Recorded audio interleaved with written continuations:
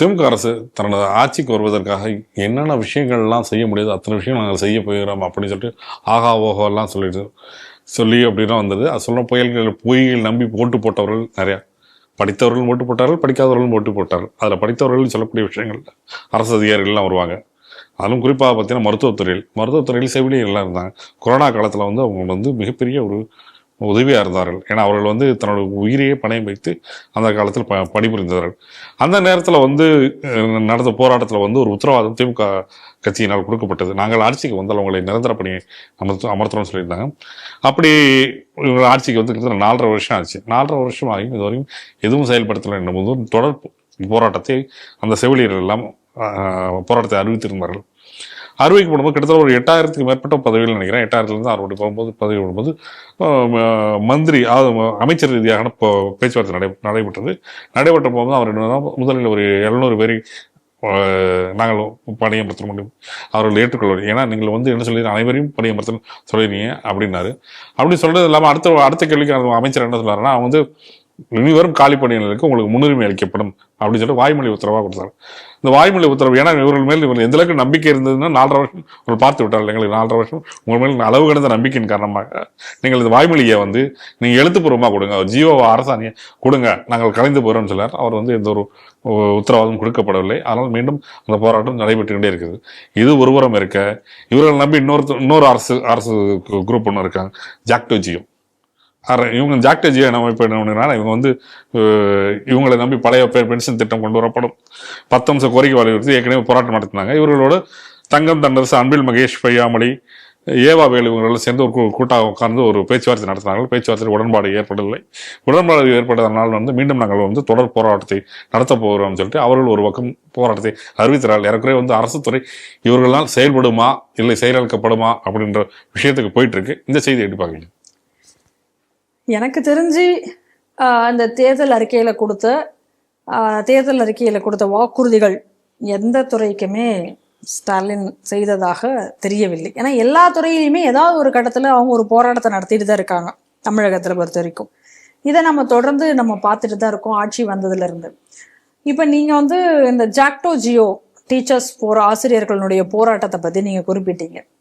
எனக்கு என்ன ஒரு இது அப்படின்னு சொன்னால், இந்த ஜாக்டோ ஜியோனர் தான் ஆரம்பத்தில் என்ன சொன்னாங்க, இந்த திமுக ஆட்சி வந்த உடனே அவங்க என்ன சொன்னாங்க, நாங்கள் தான் இவர்களை வந்து ஆட்சிக்கு கொண்டு வரோம், எங்களால் தான் இவர்கள் ஆட்சிக்கு வந்தார்கள் அப்படின்னு எல்லாம் ஒரு போராட்டத்தின் போது கூட சொன்னாங்க. எங்களால் தான் அவங்க ஆட்சிக்கு வந்தாங்க, ஆனால் இப்போ நீங்கள் எங்களுக்கு எதுவும் செய்ய மாட்டீங்க, நாங்கள் வந்து தேர்தலில் எங்களை யாருன்னு காமிக்கிறோம் அப்படின்னு எல்லாம் பேசினாங்க. இதெல்லாம் நமக்கு ஏற்கனவே ஞாபகம் இருக்கு. அப்போ ஒரு அரசு துறை ஊழியர்கள் நடுநிலையாக நீங்கள் செயல்படாமல் நீங்கள் வந்து ஒரு கட்சிக்கினுடைய சார்பாக நீங்கள் வந்து பண்ணியிருக்கீங்க.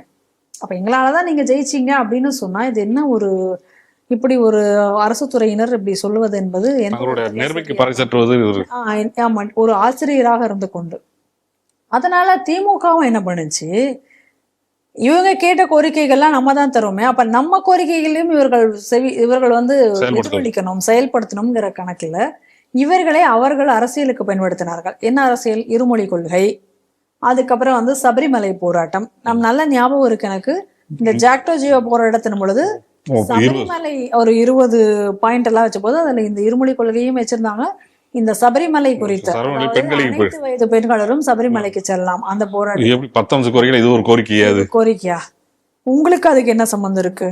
அரசியல் சம்பந்தமா? அப்ப அரசியல் ஏன் உங்களுடைய துறை கோரிக்கையில் வரும்போது அரசியலுக்கான விஷயம் ஏன் வருது அங்க? அப்ப அது யாரு கொடுத்தா உங்களுக்கு? ஜிஎஸ்டி பத்தி நீங்க போராட்டம், உங்களுக்கும் ஜிஎஸ்டிக்கும் என்ன சம்பந்தம்? இவங்க ஏன் அதுக்கான போராட்டம் நடத்தணும்? அப்ப நீங்க அரசியலை எப்படி இவங்களுடைய வாக்குறுதிகளை நம்பி நீங்க ஆசிரியர்களாக இருக்க வேண்டிய, நடுநிலையாக நேர்மையாக செயல்பட வேண்டிய ஆசிரியர்கள். ஏன்னா இந்த ஆசிரியர்களை பார்த்துதான் மாணவர்களுடைய பண்பு பதிவுகள் வருது. ஆனா நீங்க ஆசிரியர்களாக இருக்க வேண்டிய நீங்களே அரசியல்வாதிகளாக அவர்களோட கை கோத்தீங்களே. அப்ப அரசியல்வாதிகள் தங்களுடைய நிலையை இன்னைக்கு உணர்த்தணும்னா இப்ப நீங்க காலவரையற்ற போராட்டம் அப்படி நீங்க இப்ப சொல்றீங்க. இப்ப எனக்கு என்னன்னா, இந்த ஜாக்டோ ஜியோ இவங்களுடைய போராட்டம்லாம் எனக்கு ஒரு பெரிய போராட்டமாவே நான் பார்க்கறது இல்லைங்க. இப்ப பாருங்க, இப்ப ஒரு போராட்டம்னு இப்ப நடத்திருக்காங்களா, இப்ப இந்த போராட்டம் நடத்தணும்னே இப்ப பேச்சுவார்த்தை ஃபெயிலியர்ன்றாங்க. இன்னும் 2 நாள்ல இந்த போராட்டம் நிறுத்திடுவாங்க. நீங்க வேணா பாருங்க, ஏதாவது ஒரு இதை அனௌன்ஸ் பண்ணுவாங்க. ஏதோ ஒரு படி உயர்வு இல்லை ஏதாவது ஒன்று ஊதிய உயர்வு என்னத்தையாவது ஒன்று வந்து அனௌன்ஸ் பண்ணுவாங்க. இப்படி இவங்க அனௌன்ஸ் பண்ணோடனே இவங்க அந்த போராட்டத்தை வாபஸ் வாங்கிட்டு போயிடுவாங்க. போயிட்டு இவங்க வெளியில வந்து என்ன பேசுவாங்க, திமுகனால தான் இன்னைக்கு ஆசிரியர்களுக்கு இவ்வளோ ஊதியம் கிடைச்சிருக்கு, திமுகனால தான் ஆசிரியர்கள் இவ்வளோ நல்லா இருக்கும் அப்படின்னு இவங்க பேசுவாங்க. பேசி இன்னைக்கு கட்சி சார்பாக இவங்க வந்து அடுத்து இவங்க தேர்தல் பிரச்சாரம். இதுதான் ஒரு தடவையும் நடந்து கொண்டிருக்கு. இவங்களுடைய போராட்டம்ங்கிறது ஒரு நியாயமான போராட்டமா? அரசு மிரட்டி பணிய வைக்கிறாங்க. அரசும் திரும்ப வந்து எங்களை ஜெயிக்க வைக்கிறதுக்கு நீ ஹெல்ப் பண்ண. இதுதான் நடந்துட்டு இருக்கு.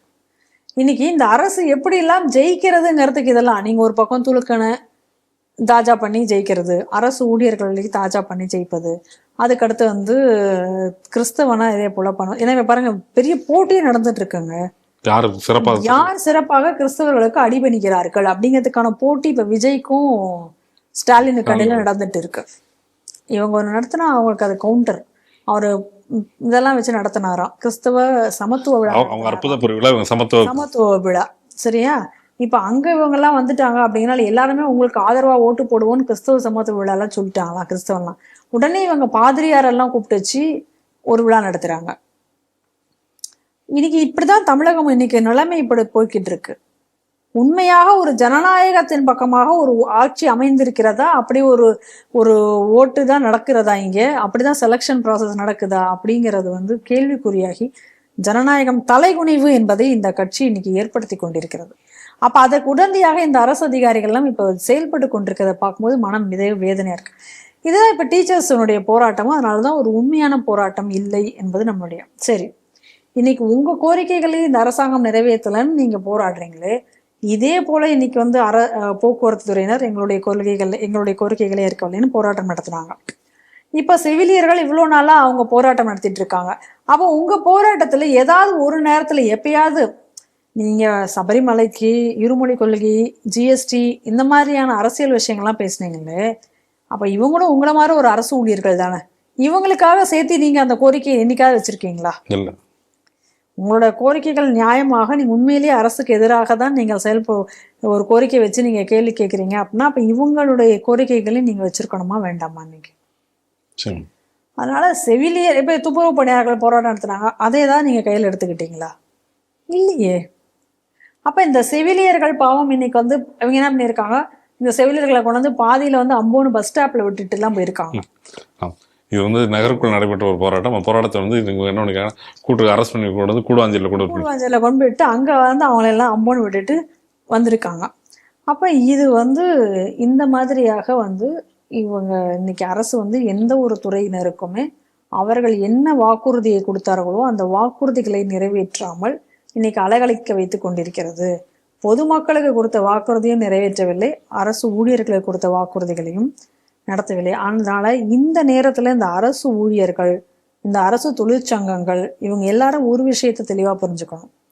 நீங்க வந்து திமுகவை நம்பி அவங்க ஏதோ ஒரு சின்னதா இந்த நாய்க்கு பிஸ்கட் போடுற மாதிரி ஒண்ணு நமக்கு காமிச்சு உங்களை ஆசையை தூண்டுகிறார்கள்னு நியாயமற்ற முறையில நீங்க அவங்களுக்கு ஆதரவுங்கிறத ஒண்ணு நீங்க தெரிவிச்சீங்க அப்படின்னு சொன்னா உங்களோட நியாயமான கோரிக்கைகளை கூட அவர்கள் பரிசீலிக்க போவதில்லை. உங்களை அவங்க பின்னாடி வந்து இந்த மாதிரியாக நடக்க வைக்க போறாங்க.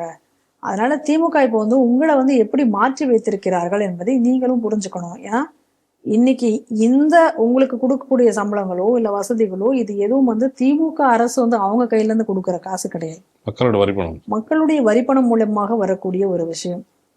அதை வந்து உங்களுக்கு வந்து நீங்க ஒரு பிச்சைக்காரனுக்கு வந்து ₹1 பிச்சை போட்டா ஒரு மனநிலையும், 10 ரூபா பிச்சை போட்டா ஒரு மனநிலையும் இருப்பான். அந்த மாதிரி உங்களுக்கு வந்து ஏதோ ஒரு ஆசையை காமிச்சு உங்களுக்கு வந்து ஒரு பிச்சை போடுற மாதிரி ஒன்றை வந்து அவர் ஏதோ அவங்க சொந்த காசுல இருந்து போடுற மாதிரி உங்களுக்கு போட்டுட்டு உங்களை அலைகழித்து கொண்டிருக்கிறார்கள். அதுதான் இன்றைய திமுக அரசனுடைய செயல்பாடு. அதனால மீண்டும் மீண்டும் இவர்கள் பின்னால் சென்று உங்கள் மதிப்பை நீங்கள் குறைத்துக் கொள்ளாதீர்கள். இதுதான் இந்த செய்தியில இருந்து நாம புரிஞ்சுக்கணும்.